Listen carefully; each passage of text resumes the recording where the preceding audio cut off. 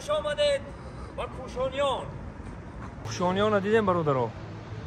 این 12 درآمد مدرایی یک مغازه 1001 مایده چایده. 11 درآمد هم بدروی میشه، 12 هم بدروی میشه. یک جای میریم دیدم.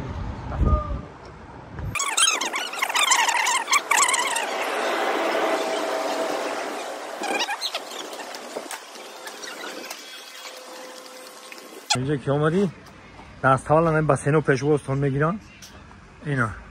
این هم برای درونی آب باید. این برای درونی آب.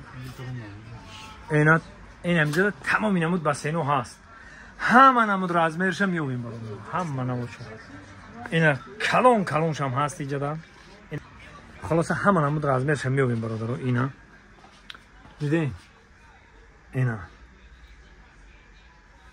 وقت این رو برو این همین فروشندهش این برادر مونه این سایت شوننده مونه می نمیجا این برو با مغازه دارن 1001 مایده چایده. انا این درای تمامی چی در اینجا هست، تمامی چی اینا دیگه خیختون اینا دیدن بگیره که چی داره. 1001 مایده چایده همین روزگار دا چیزی که هست در همینجا هست برادر. چیزی که اینه شاید که سویتوتون مرد اینا سویتک دارم.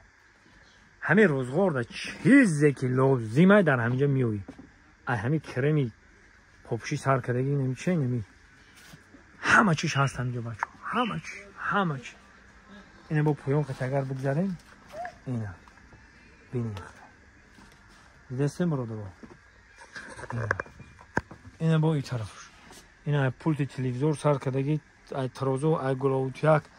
ای توپاشک کشک و تمامی چی اینا قطعی گل همه چی هست برادرم. همه چی گفتنیم برادرم. اگه بازار های میگیم که جای ارزان باشه ما کوشش میکنیم که جای ارزانش بریم. هم فایده این مردک میشه هم فایده ما میایم تست این مردک خرید میکنیم ارزان. این مردک با میره برده با بارش آوردن میگیره. برای همین که این مخصوص برام که ارزان کردگی همین 1001 مایده چایده شو بس اینوش همه چی ارزان کردگی که تست خرید چه این مرد کم برای تست تجارت چه قدم بگیرن. برای همه ما و شما هم مفید هم خلای هم ارزان اینو مرامت کنید. خداوند نگهبانی همه ما و شما.